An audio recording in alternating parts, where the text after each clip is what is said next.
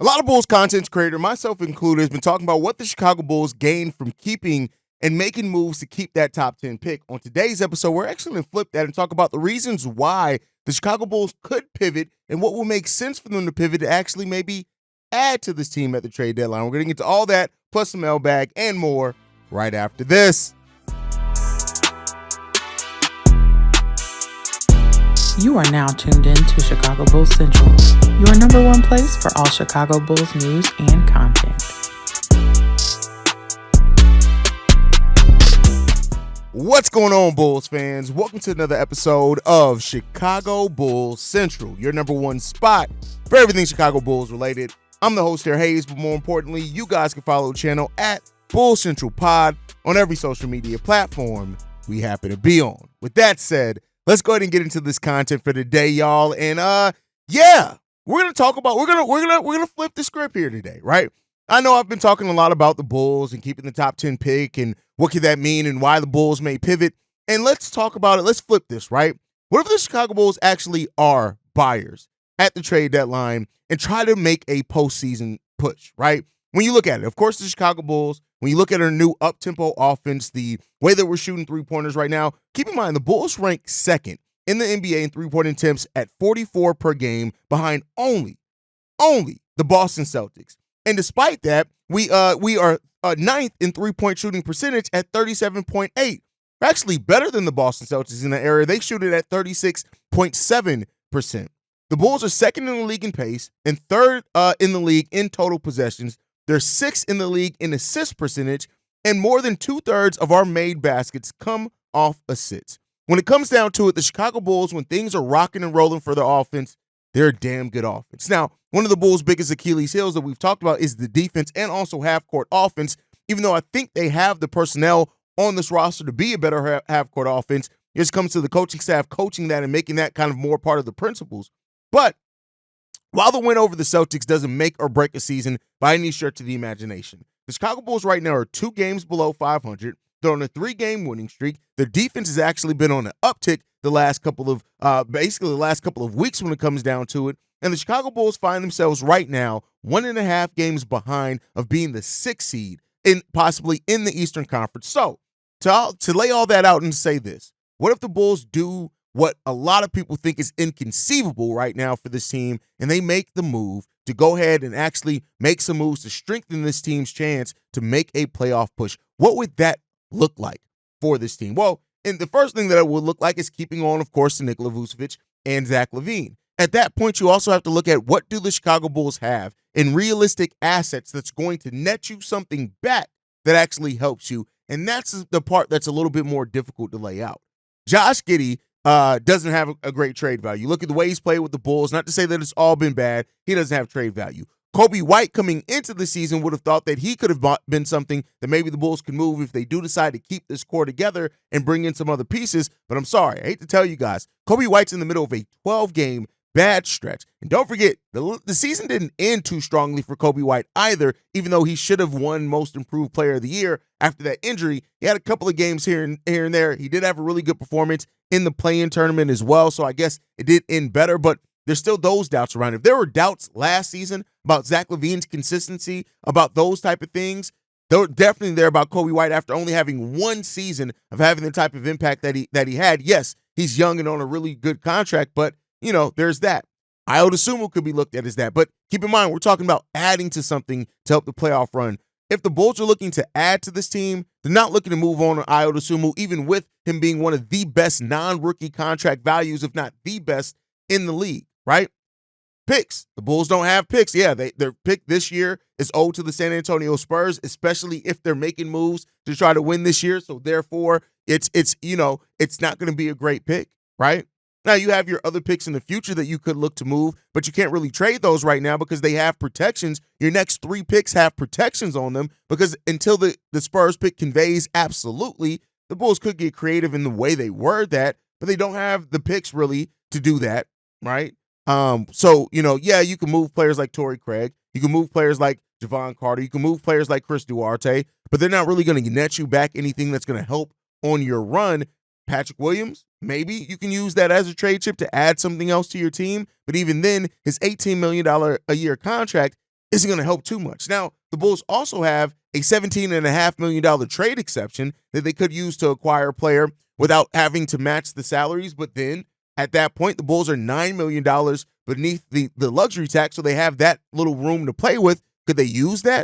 It's a possibility. But the Bulls don't have the type of assets right now either to look to that. So if the Bulls do want to contend for the playoffs, make that push for the playoffs, it really is going to come via mainly what you have on your roster. Maybe you wait until the buyout market as well. That is something else that the Bulls can look for. They've done that in prior years. Patrick Beverley was a buyout candidate. Tristan Thompson was a buyout signing. Those went two very different ways for the Chicago Bulls, right? But with how close the East is, and it's not outside, I've talked about it before, AK could very well look at this team and the way they're competing and say, listen, we maybe can just do it one more time. And then that brings me to the next part of this conversation, right? What if the Bulls do want to push off that major retool one more year? How does that benefit them, right? When you look at it, it's a difficult thing to gauge, but if the Bulls do hold off on one more year in retooling, they do push for the play-in or whatever else it is, they try to win as many games possible. The one benefit from that is you give that pick to the San Antonio Spurs, you own all your first-round picks outright. What does that allow you to do? It allows you more flexibility in moving your own picks if you decide to do that, but also if you do bottom out, or if you are this team that barely misses out on the play-in, it's not that you have to hit this certain area to keep your pick. That's the thing that's special about this, right? That's what's so unique about where the Bulls are right now. It's not just if the Bulls were this team where it's like, hey, if we make the play-in, great. We're going to try to compete for it. We're a play-in level team. If we make it, great. If we don't make it, either way, we're going to get either a pick in the top 10 or we're going to get a lottery pick that we can keep on in a deep draft. The fact that it's top 10 protected, it eliminates that. It has to fall into the top 10, so the Bulls have to be a certain level of bad to be able to keep that pick.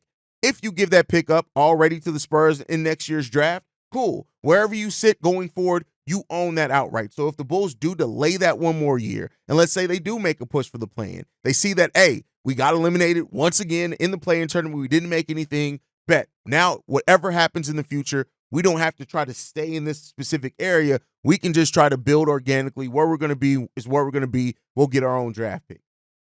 Again, the next few drafts aren't as deep as this one, but that's something that definitely could look.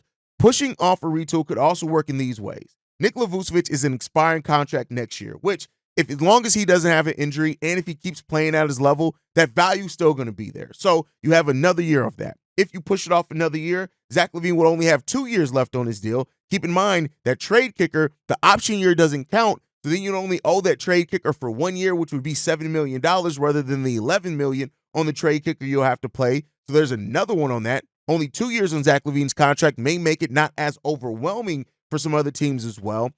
Lonzo Ball's $21 million contract is also off the books as well. And so that would add up to almost $60 million in cap space that the Bulls could open up for the 2025-26 season if they decide to delay things. That's another thing to look at for. It's a very risky path that the Bulls are on, and that's either way, right? Because if the Bulls in a weaker Eastern Conference, if they win too many games, which some people have tried to make the case already that the Bulls are already on pace to win too many games to really keep that top 10 pick, then you could risk moving off of assets unless you're just really confident in what you're getting back. You risk moving off assets for something that you're not going to keep either way, right?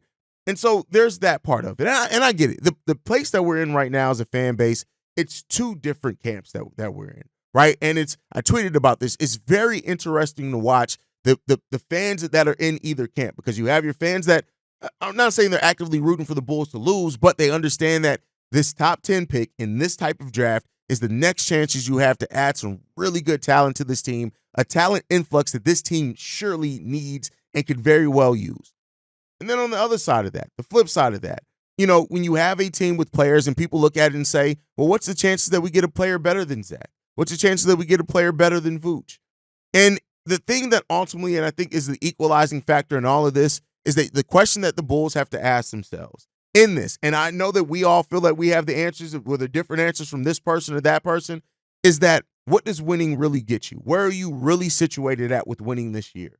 And what are you really fighting for? If you're just fighting for a play-in spot to get eliminated in the first round, what are you really gaining from that? Every year you're in the middle of the pack, you make it. You risk staying there longer and longer, and that's what the Bulls have to ask themselves: are 3 more years at being in the middle of the pack worth it, or is taking the risk of being a little bit worse than that this year? Because like I said before, if the Bulls hit on their top 10 pick, they could at least be right back where they are here in a season, if not 2 seasons, if not less than that, right? So they have to ask themselves, what do we want to sit in the middle again? Is there realistic moves that we can make to get out the middle? Or is having a year of being bad to keep a top 10 pick in one of the deepest drafts that we've seen in a while, is that worth it? And us as fans are all going to have our thought process on it. But what the front office comes up with on what their decision is in this, that's going to be the really special part of this. And that's the part that we'll all wait and see what the decision is going to be as we get closer and closer to the 2025 trade deadline.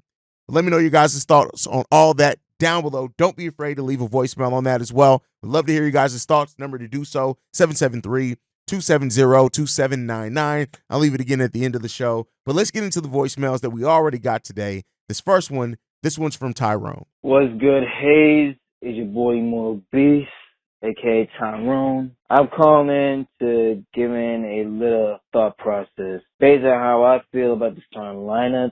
And based on his data they already showed us when it comes to Josh Giddey and Kobe White, it proves that for the most part during this season that they hurt the team more so defensively than offensively at times. And based on this season, both Josh Giddey and Kobe White don't really play well together consistently. So I feel like this should be a solution based on the data that hopefully Billy Donovan has already seen for himself, and based on Bulls fans like myself and you have already watched. I feel that for Kobe White to play his more natural role where he's able to have the ball in his hands more and play as a scorer, that Kobe White is able to come on the bench as a sixth man, where Josh Giddey can play with Al Dosunmu, Patrick Williams, Zach LaVine, and Vucevic. Or so Al Dosunmu and Patrick Williams being our two best defenders in the starting lineup. It can somewhat cover Josh Giddey's main weakness as a terrible defender. Whereas for Kobe White, he can play his more natural role with some of the best units, where since Kobe White is also struggled defensively, he can play with Mike Buzelis, Jaleel Phillips, etc., Jalen Terry at times, where he can be a natural scorer, and he also playing with defenders around him. That's my thoughts. Hopefully you can get back to this as soon as possible, Ace. I hope I see you again soon. And I will keep tuning into your podcast, because I fuck with it. No doubt. Didn't have to call on Tyrone. Tyrone called on me. But bringing Kobe White off the bench as a sixth man, the problem that you run into with that, right? And I understand the thought process, but the problem that you run into with that is that Kobe White's problem isn't just that he's a scorer, it's that he has to be on ball. Even if you run Kobe White coming off the bench, he's still Lonzo's still going to be there, right? Being and because Lonzo's shooting terribly right now. Lonzo is not shooting the ball good at all, but Lonzo's best skills is when he's on ball. You're still running Kobe White off ball, which means you're still going to run him in basically the same ways that you do now, right? You're still going to try to force him to be mainly a three-point shooter. 62% of his shots are coming at the three-point line. You're still going to probably try to force him to do that, and that's just not Kobe White's game. Kobe White's game is that he does need to be ball dominant. He does need to have the ball in his hands. He needs to be able to drive. He needs to be able to finish in the mid-range. He needs to be able to do that to get himself in rhythm, and then once he does, that's when he starts hitting threes at a good rate. So I get and I understand trying to come up with that because, again, Josh Giddey, we've talked about it. Either Kobe and Ayo in the starting backcourt or Josh Giddey and Ayo in the starting backcourt have been much better for the Chicago Bulls overall. And I think that the balance of the offense and defense there helps, but also the fact that Ayo's just a player that kind of find a way to get his even if he's on ball or off. And so he's more adaptable. We're seeing right now that the Kobe Josh Giddey thing just isn't working in the way that I'm sure this front office hoped that it would. And thus it's kind of limiting the growth, and thus it has even hurt Kobe White's trade value for the people that wanted to see Kobe White traded. I'm not in that camp, but that's what it comes down to. And so I appreciate trying to come up with a solution, but I just don't know if that fixes it in the way that it does. But eventually, like I said many times before, as long as Ayo keeps showing and proving that he's better as a starter, at some point you have to, I think you would have to wake up to that if you're Billy Donovan. But it is Billy Donovan, so we'll see. But all right, let's get into the next voicemail. This one's from Antoine. Hey, Hayes, how you doing? My name is Antoine, longtime Bulls fan from Brooklyn, New York. Anyway, there's this center prospect named Derek Queen. Man, I'm telling you, this guy is really, really good. The only issue is I'm not sure that he's really what the Bulls need from a skill set perspective, because he's not really somebody who's going to anchor a defense, but offensively, he's the truth. Bulls fans really need to check him out. He's like Al Jefferson meets Alperum Şengün. Like, he's that type of player, right?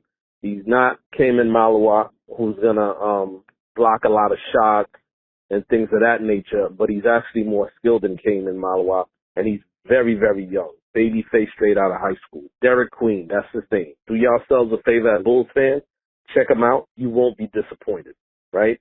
He's a different look than what we're really looking for, so there's some skepticism even on my part, but he's got all-star level talent, right? Like I said, once again, roster construction, if the Bulls would consider him, roster construction would be a thing, but he's flying up draft boards right now, and it's for good reason, because right now he's projected to go even before Cayman Malawa out of Duke. But once again, Derek Queen, he's the truth.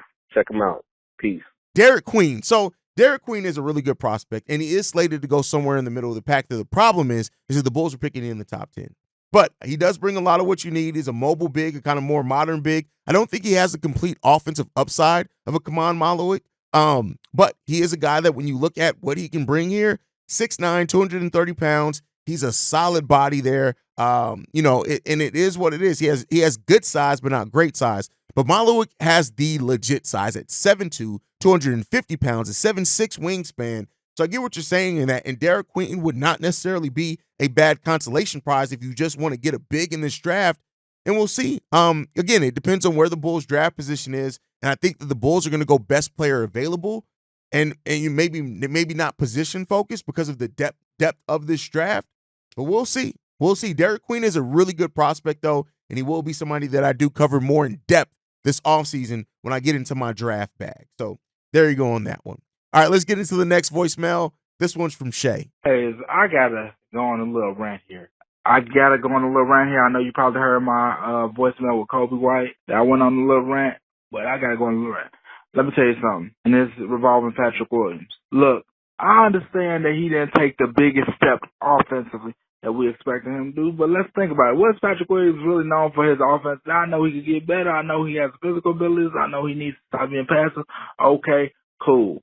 But just saying that he doesn't affect our team, which a lot of you dumbass Bulls fans that don't really watch the game do, is completely retarded. And I'm going to use that word, retarded. Hayes, block it out, do whatever. But come on, man. Do you really think that if we play a team like the Milwaukee Bucks, which we play them next game, he won't have an effect on getting Giannis to turn the ball over? Now, I'm not saying he's going to stop Giannis, but if you look at it, he makes Giannis get a lot of turnovers when guarding him.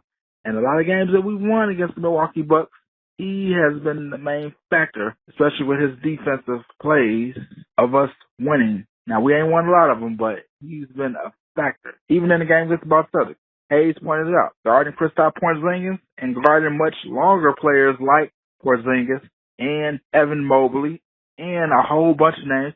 Hell, let's think about it. I wouldn't be surprised if he has an effective game when we play the New York Knicks against Karl Anthony Towns, because Patrick Williams is good at guarding much longer players. If you look at it, he has taken a step up. Look at his rebounding this year. Much better. Assist and turnover ratio, I think it's much better. Not only that, defensively, he is the engine that drives this team along with Lonzo Ball. And it's just so shocking, along with Ayo Dosunmu as well. Let me not forget about him. But it's just shocking to me how so many fans don't even want to actually give him credit on what he has done. People just want to look at the numbers and scoring. Now, I'm not saying that he doesn't need to stop being passive, but come on, man. Give the man some credit where it's due. Anyway, tell me what you think, Hayes. Peace. Patrick Williams' defense has been great, right? Guarding centers, guarding forwards, guarding wings. Like, the way that Billy Donovan uses him has been great. And Patrick Williams has shown growth defensively. You're spot on there, Shay. And like I said before, like at some point, people got to stop the looking at Patrick Williams through the lens of who they want Patrick Williams to be and just embrace the player that he is. And that's a 40% three-point shooter and a really good defender that can be versatile and really, when he's on, can fit in almost any type of lineup you're trying to do. And while I get it, he's always going to carry that thing for Bulls fans of, but we drafted him 4th overall. Yeah, but he didn't pick that for himself. All right, that's where he was drafted. At this point, though, that doesn't mean that he needs to be a 16-point-per-game scorer to be a productive part of a team. That's just not factual. He doesn't have to be that to be a productive part of the team, but his natural passive nature is always going to leave something where Bulls fans are going to be like, well, damn, what if he wasn't so passive, right? But I think overall, like, Patrick Williams is a solid player. He just, and when you see people and they're like, oh, P. Will's trash, it's like, I could tell that they're just box score watchers because he's not trash. Now, you can say he needs to be more aggressive. You could say, hey, I hate the way he passes up shots. I want him to go to the line more. I want him to try to get to the rim. I want him to rebound better. And as you said, his rebound percentage has gone up. But at the end of the day, when you look at young, versatile forwards that can defend at a high level, that can shoot the three ball at a high level, and are versatile in what they can defend, that's a viable skill set to most teams in the NBA. The problem is most Bulls fans carry that stigma because he was drafted 4th overall here. And that's something that really, keeps fans going when it comes to that. But all right, let's get into the next voicemail. This is from an OG, but that we haven't heard from in a while. And that's 8 Lives. What's up, Hayes? It's your boy 8 Lives, man. We'll try to make this fast. I'm not here to try to sway nobody's opinion or prove nobody wrong. I'm just here to support Kobe and my guys who saying don't trade Zach and Boots. First of all, as I was saying, with Kobe, his whole game have changed ever since we got Giddy. I don't understand how he was our brightest light we had last year, and he got awarded by pushing him out of the playmaking position, and we stuck Giddy in there. I don't know how he earned it, but I feel like we really did Kobe wrong. I found your channel off of supporting Kobe, and I feel like his whole game has changed. He's not breaking down defenses and showing us his crazy dribbles like he did last year. It's basically like he had to change his whole game. Now people saying he's slumping. You couldn't be human if you don't think that Kobe felt some type of way after having a great year, gaining respect from other teams and analysts, and all of a sudden he get pushed out that spot where he shined in. You're just not human if you don't think that affected him some type of way. Not affected him to the point that he can't play, but bro, he had to change his whole game around. And that was just silly. This is a silly move by AK. It's cool. We ain't gonna die. I don't think that my people who saying don't trade Vooch and Zach is saying something that's not logic. First of all, I know fucking well we not getting no Cooper flag, so you can forget that. And it's just not logic to think that the Bulls are gonna have a better chance to build a future, because I never seen the Bulls build a better future. One time maybe with Derrick Rose and them, but other than that, no, it never happened. I think it's more Patton has helped these guys shoot, like with Vooch. I don't want to sit up here and trade Vooch and Zach to these same teams that wouldn't even look at us last year. Zach got a contract. I really want Zach to play his contract out at least to the last year. At least let them get this whole year in and play. You got Patton has helped Vooch, Io with them threes, and it looked like he helped the rookie Miles Bucelis. So I'm not saying that we want no championship or that we might not make the play-in, but I would expect the Bulls to be able to build on this team more so that I have confidence in them doing all the right things that most of the content creators saying that they should do. I just don't see that happening. I like this team. I think they grind. We 30 games in. I know everybody want to be politically correct about DeMar DeRozan, but this team looks better without DeMar DeRozan. I don't even know if Sacramento winning that much with DeMar DeRozan, but y'all can be politically correct on DeMar if y'all want to. The Bulls look way better. They're not holding the ball, and we almost 30 games in, and the team is looking better. And these teams that's around the league not blowing me out the water to the point that I think the Bulls going to. All right, so you said Zach helped Io with threes? No, Peter Patton helped Io DeSumo with threes, and he's talked about how Peter Patton sent him tape. Oh, work on this on your shot, work on that. So I don't think we can attribute that to Zach. I get what you're trying to say, and you're trying to defend Zach. That's fine. But I think in your attempt to defend Zach, you're attributing things to him that just are not because of Zach LaVine. Io DeSumo worked his ass off on his three-point shot because he works and he's a gym rat, and he does that every single offseason. You can't really attribute that to Zach. But here's the thing. You have to ask yourself, and like I said this earlier, is What do you see long-term by keeping this team the same? I get what you're saying on keep Zach, don't draft, all this, forget the pick. But what? What happens there?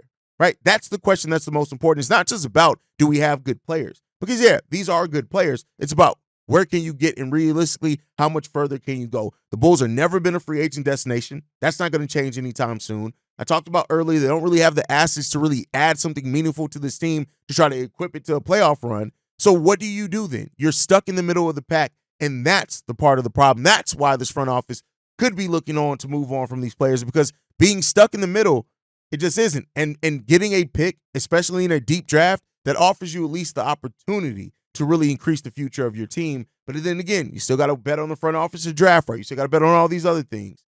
So we'll see what's going to come about for that. All right, let's get into the last voicemail. This one's from BKR. Mr. Hayes, Mr. Chicago Bulls Central, it is your local Australian here, BKR Sport. I hope we are all well here and rock and rolling after a massive win against the Boston Celtics in Boston for a 3-game winning streak. I don't necessarily think that we go and get the back-to-back win over Boston. I don't think that, especially with how bad we usually play at the United Center, and also the fact they're probably going to be out for revenge, and they're a pretty damn well good team, and we're pretty inconsistent. So I'm not holding out too much hope for that. But I do still hope. And I feel like that's kind of what I want to say here on this mailbag, where it's such a difficult prospect right now being a Bulls fan, because the fact that top 10 protected pick, you do have half the fan base and pretty much everybody that obviously wants that first round pick. So for that to happen, you need to lose and you need to suck. You need to struggle. But also, as a fan of a sporting team, you just want to see your team win. You want to see your team competitive. You want to have fun. You know, we don't want to just year after year after year be supporting a team to lose so they can get a pick. And we don't even know if that pick's going to necessarily work out. It's such a difficult prospect, right? So it's such a mixed bag, but it's like, if you win, that's great, but what does that do? You still want to have that first round pick. But if you lose, then it's like, okay, well, we suck and I feel shit right now and this sucks to watch, but hey, at least we might have a potential good pick in the draft. Like, it's just all over the place, and I think the whole fan base is split day in, day out, night in, night out about what we actually want, or we know what we want, and that's that first round pick, but you don't want to watch a losing team. It's just so difficult right now to be a Bulls fan, but I love doing it with you all. You know, get around the Bulls. At least we had a good couple of competitive games, and hopefully we can continue on with it, but you know, we still do want that pick. Much love. Hey, listen, you asked a great question. If you win and you lose the pick, where are you really? And that's really what this all comes down to. Where are you really if you win these games and you lose the pick? Are you all of a sudden a team that can make it out the – you know, I still see people now, of course, the truthers. We could be the 4th or 5th seed or coming back up. We're not, right? How far can you really go? And that's the important question in all this. Yeah, nobody wants to watch their team lose, but do you want to watch your team for the next 5 years be middle of the pack with no real upward progression? We already watched 4 years of it. Is that what you want to see again? Like, and that's the thing. That's the overarching question in all of this. Is like, how do the Bulls realistically get out the middle of the pack? And what offers them the best? Nothing's guaranteed. Neither way is guaranteed, right? Keeping this team together is not guaranteed you're going to get the pieces to take it to the next level. Going and trading away pieces is not guaranteed you're going to get the right piece in the draft that's going to take you to the next level. Nothing's guaranteed. It's just about what do you think gives you the best opportunity. And that's what this front office has to answer. And us as fans, we're going to debate all day about it. I'm never going to root for my team to lose, but you know, I do want my team to be better in the present and in the long term. And that's what we got to see. That's what we got to see what's going to come about it. But always great, insightful mailbag from you there, BKR. Leave it a little bit more. We appreciate you guys. But that's it for my time for today. Make sure you guys are following the show at Bull Central Pod. You can send us any feedback, questions, comments, concerns. bullcentralpod@gmail.com. Lastly, if you want to leave a text message and our voicemail for the mailbag, the number to do so, 773-270-2799. We are the #1 spot for everything Chicago Bulls related, but that's thanks to you lovely and beautiful people. And like I like to end every episode on, go Bulls. Love you guys. See you right if you can, y'all. Peace. This has been a presentation of the Break Media.